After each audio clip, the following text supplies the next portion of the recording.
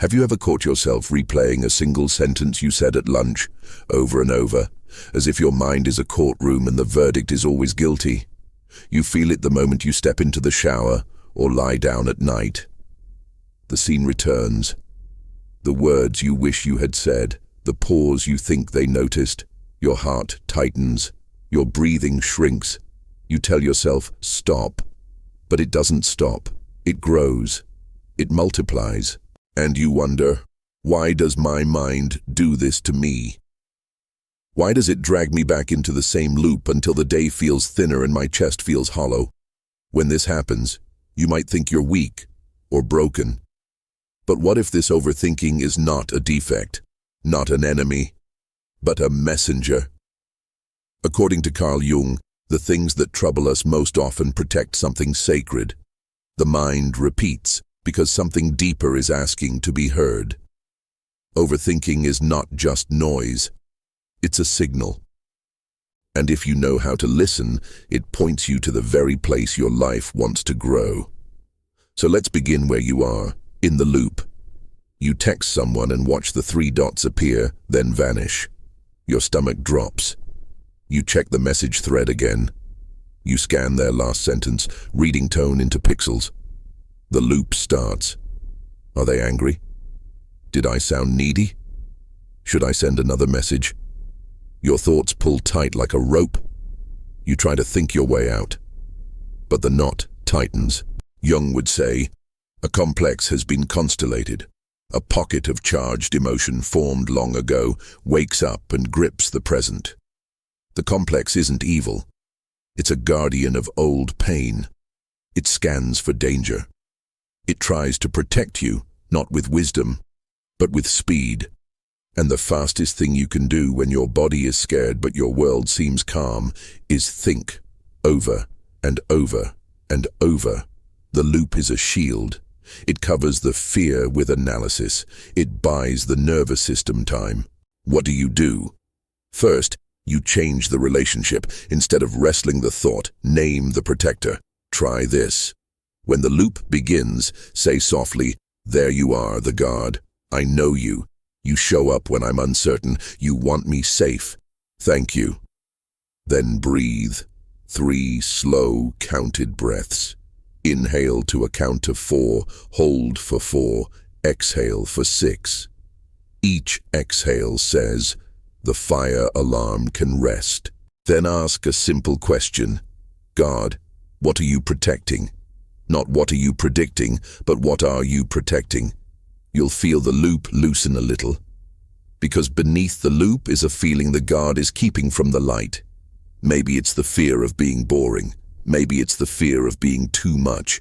Maybe it's a childhood memory of speaking and being laughed at, or being ignored. Jung called this the shadow, the parts of us we pushed away to belong. The loop, then, is the shadow's footsteps at the door. It keeps knocking because you keep pretending you're not home. Draw the bolt and let it enter. Sit with it like a guest you once avoided. You discover something. It was never there to ruin you. It was there to return a forgotten power. Notice how the loop changes shape depending on the setting. In a crowded room, it tells you to keep scanning faces, measuring smiles, calculating exits. At your desk, it tells you to rearrange the same paragraph until the day dissolves. At night, it recycles worries about your future, as if anxiety could prove its love by staying awake. Jung would say this. The ego tries to control the unknown by thinking, while the psyche speaks through images, symbols, and felt meaning. Put differently, your head tries to solve what your soul wants you to feel. So let's try a small practice. When the loop begins, close your eyes and ask your body, not your mind, where do you feel this? Is it the throat, the chest, the belly? Put a hand there. Imagine the feeling has a color, a texture, a shape. Give it a name that isn't clinical. Maybe it's the blue knot. Maybe it's the tin ring. Maybe it's the little storm. Say, I'm with you. The moment you replace explanation with relationship, something unclenches. The guard steps back. The image steps forward. Jung called this working with the image. the place where thinking softens and meaning can appear. But what about those moments when you can't stop analyzing a choice? 2 jobs, 2 cities, 2 relationships. Your mind tries to compute a life, as if the right decision could cancel pain. You make lists, then make lists of the lists. The loop feeds on your fear of regret. Jung warned about this fantasy of a pain-free path. He taught the art of holding the tension of opposites. Don't force a premature answer. Don't romanticize indecision either. You hold both possibilities, both fears, both hopes, long enough for a third thing to appear. He called it the Transcendent function, a new solution that is not a compromise, but a creative emergence. It rarely shows up when you're punching numbers. It often arrives when you're washing dishes, walking, or kneeling to tie a shoe. Practice this. Take 2 sheets of paper. On one, write not pros and cons, but how each path feels in your body. What color, weight, temperature does each carry? What tiny image appears when you imagine living it? Don't judge, just record. Then wait. Set a ritual time, sunset, candle, a cup of tea, and hold both pages in your hands for 5 minutes, breathing calmly, no phone, no music. Ask, which path asks me to be bigger, not safer? Which path asks me to meet a part of myself I've avoided? That question reveals something the loop cannot. That decisions are not math problems. They're invitations to grow. Let's turn to social overthinking, the replay that stalks you after any human contact. It says, you talked too much. You didn't say enough. You were awkward. You were invisible. Who was in the room? The persona, the social mask you wear to survive, was working hard.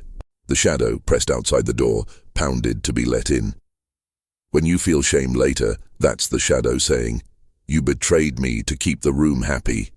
It happens. You'll survive it. But it teaches you something. The more you distort to be liked, the more the loop torments you later. Why? Because the psyche wants you whole. Try this small act of repair.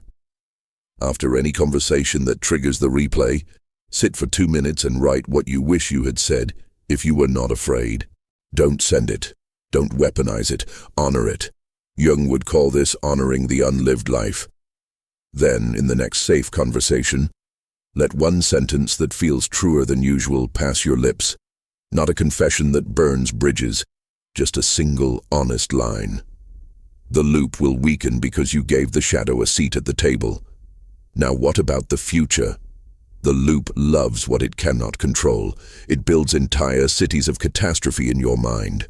You feel like a weather forecaster of doom. The reason is simple. Fear doesn't want to be surprised, and yet, as Jung would gently remind us, life grows by surprising us. The self, the deeper organizing center within you, does not operate by spreadsheets. It works by symbols, synchronicities, and seasons. If you demand guarantees, the self goes quiet. If you offer attention, it sends clues. So instead of overthinking the future, cultivate a different kind of attention. Keep a small notebook. Each morning, write down one image from your dreams or one symbol from your day that sticks. A blackbird on a white fence, a key you found in a drawer, a song that followed you through a supermarket. Don't analyze, accumulate. At the end of the week, glance through the images and ask, if this were a story, what chapter am I in? The mind that once hammered and hammered at problems will discover a gentler tool, pattern sight. You will notice your life is already speaking. Of course, some loops seem untouchable. They're not about the future. They're not about choices. They're about old pain. A parent who withdrew. A lover who betrayed. A teacher who humiliated. The loop visits you because a wound visits you. Jung would tell you this with immense compassion. What you cannot consciously suffer, you will unconsciously repeat. Overthinking is how the ego avoids suffering for a while. But there is a more merciful way. You suffer on purpose, but wisely.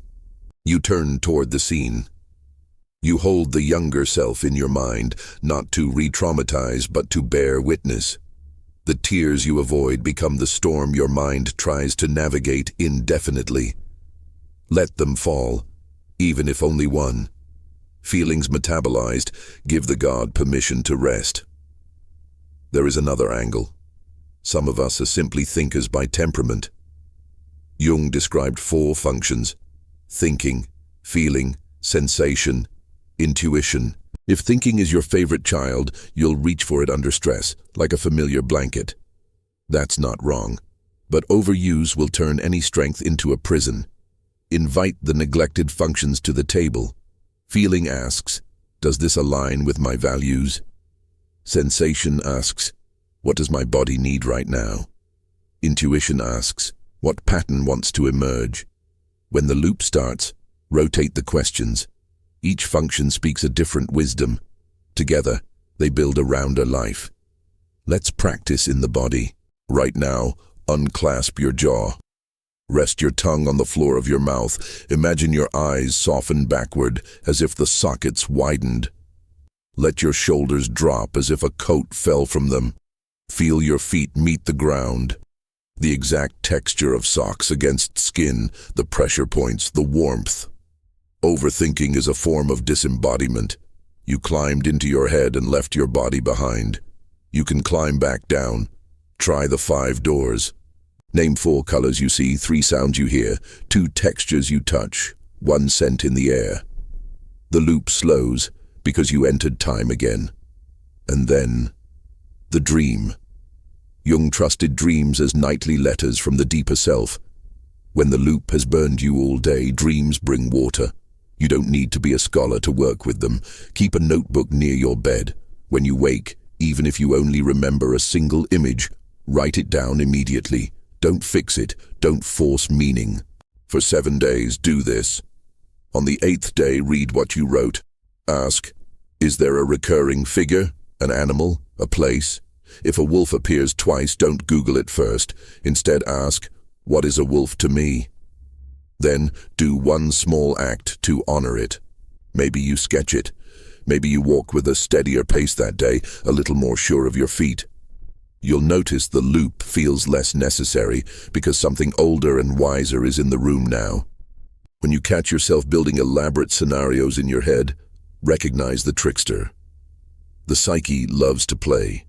It will lure you into grand illusions to show you how attached you are to control. Smile at it. Seriously, smile. Say, you got me. Then ask the sentence that breaks the spell.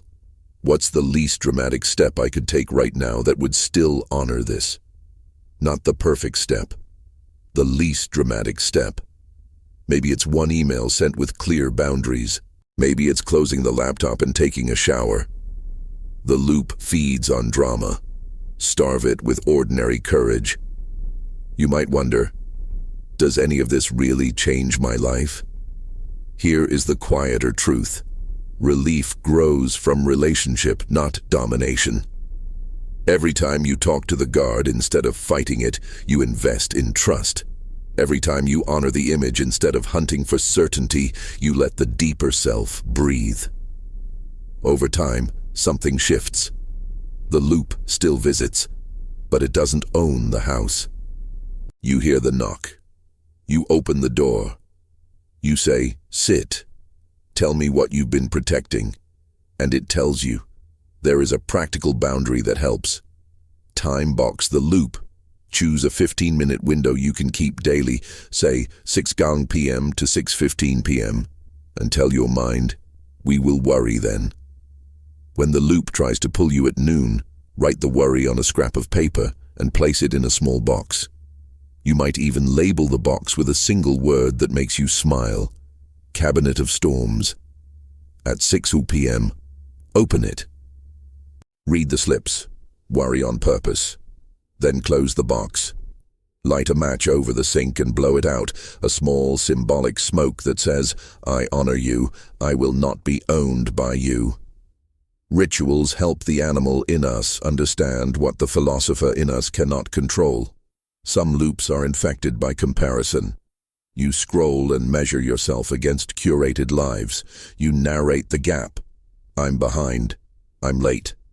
I've failed. Jung would interrupt. Behind what clock? Late for which destiny? Individuation, the process of becoming who you uniquely are, has no common calendar. Comparison isn't information. It's a ritual of exile. It always ends with you outside your own life, shaking at the window of somebody else's party. When that happens, turn the phone face down. Place your hand on your chest. Whisper your own name. Not to flatter, to return to the house of your own breath. And beware admiration too. When someone dazzles you, you might spiral. I will never be like that. Jung taught that admiration often hides what he called the golden shadow, the brightness in you you've disowned because it felt too risky to claim. The loop says, worship them. The soul says, remember yourself. Try this. Write the 3 qualities you admire most in that person. Then ask, where does each already live in me, even small? How could I feed each one by 1% this week, not 100%? 1. The loop shrinks when you make the smallest real move. Now, about love. Overthinking in relationships often tries to bargain. If I explain my needs perfectly, if I predict their reactions precisely, I can avoid hurt. But relationships are 2 souls with 2 histories. You cannot think your way to safety in another heart. You can only practice clarity and kindness and tolerate the heat of real intimacy, not knowing. Jung would tell you, projection fuels the loop. You assign motives to your partner that may belong to your parents. You assign chaos to them that might be your own. Each time you notice yourself writing their script in your head, pause. Ask, what in me is afraid right now? What old story am I pressing onto a new face? Then speak from the fear, not the script. Say, I'm scared because this reminds me of then. The loop loses fuel when truth enters the room. There is a question that slices through fog. When you're spiraling, ask, what is mine to do within the next hour? Not what might happen next month, not what went wrong last year. The next hour. The psyche loves immediate embodied tasks. Wash a plate, write a paragraph, step outside and look at the sky for 60 seconds with your full attention. The light, the air, the distance. The loop might argue this is too small to matter. Don't debate. Just do it. The soul grows by seeds. Some of you carry loops that look like this. If I stop thinking, I will miss the danger. I will be blindsided. I will lose my edge. That belief is not silly. It is survival dressed as strategy. Respect it. Then test this 2-part experiment. For 1 week, decide that you will allow yourself to miss 1 imaginary danger per day. You may laugh at the phrasing. That's good. It rewires the covenant. And second, you will act on 1 small piece of genuine information each day. Genuine information lives in front of you, not inside catastrophes. Example, the bill is due. You schedule payment. Your friend's text is unanswered. You reply with 1 honest sentence.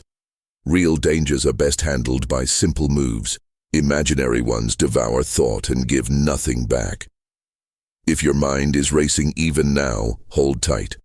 I'm going to say something your loop won't like, but your heart will remember. Your overthinking was trying to love you. It just didn't know how. It thought protection meant control. It thought safety meant exile. Exiling your needs, your tears, your risks, your wildness. Let's teach it a kinder way. Sit with your journal tonight. Write a letter to your guard. Thank it for its vigilance. Tell it where it hurts you. Promise it you will carry what it has carried alone. Then choose 1 easy promise you can keep tomorrow that your guard can watch you keep. Maybe it's drinking water at noon. Maybe it's going outside at dusk. When your guard sees you keep a promise, it learns you can be trusted, and it loosens its grip. Midway through this journey, I want to hear from you. Which loop visits you the most? Social replay, future catastrophe, or decision paralysis? And what small ritual helps you soothe it?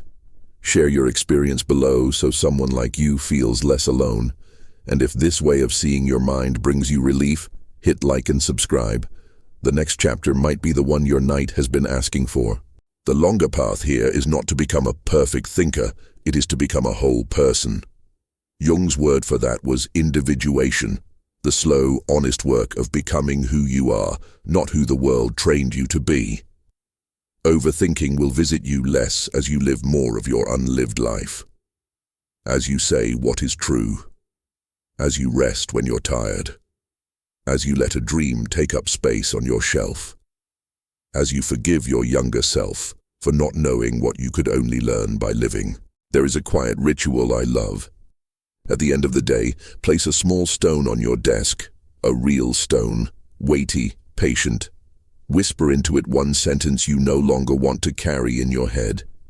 Maybe it's, I must get this right. Maybe it's, I'm always too much. Then place the stone on a small cloth and leave it there through the night. In the morning, lift it, feel its coolness and say, I will carry only what is mine. Return the sentence to the earth by putting the stone outside for a moment, then bringing it back in. You are teaching the animal of your body that release is allowed. And remember the trick the loop pulls. It tells you that relief comes after certainty. But certainty is the last guess, not the first. Relief begins with attention, then honesty, then action so small it barely stirs the air. The loop may mock this. It may crow, we need a plan. Smile. Plans are good. But first, belong to yourself. When you do, plans serve you instead of swallowing you. If tonight your mind starts to spiral, try this sequence. First, name the guard. Thank it. Breathe. 4 in, 4 hold, 6 out. Second, locate the feeling in your body. Give it an image and speak to it with kindness for 60 seconds. Third, choose one smallest action that honors what you found. Drink water, step outside, write a sentence, send the message. Then close with a sentence your future self would say to you if they could reach back. I'm proud of you for staying. Sleep might not arrive immediately, but it will find a calmer shore to land on. And if you wake in the night, don't scold yourself. Write down the stray thought on a bedside card and return it to the cabinet of storms. Place a hand on your heart. Remember that your mind is loud when your soul is tender. This is good news. Tenderness is how new life begins. Protect it wisely, not with cages, with care. There is a final image Jung offered us. He spoke of the self as a great circle, wider than the ego, older than your plans. When you overthink, you huddle at the circle's edge, shivering, trying to measure the horizon. When you feel and imagine and act gently, you step back toward the center. There the air is steadier. There the guard takes a seat by the fire, not at the door. There thought becomes a lamp, not a siren.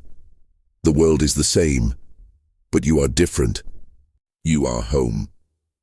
If these words find you in a kitchen at midnight, or on a train at dusk, or at a desk where the cursor blinks like a metronome of doubt, pause. Inhale the life you are already in. There is nothing to earn before you belong to it. Overthinking will try to convince you otherwise. Thank it. Then let it rest. You have a life to live, in images and acts, in breath and bread, in love that cannot be measured in the cold arithmetic of fear. Step into it. One least dramatic step at a time.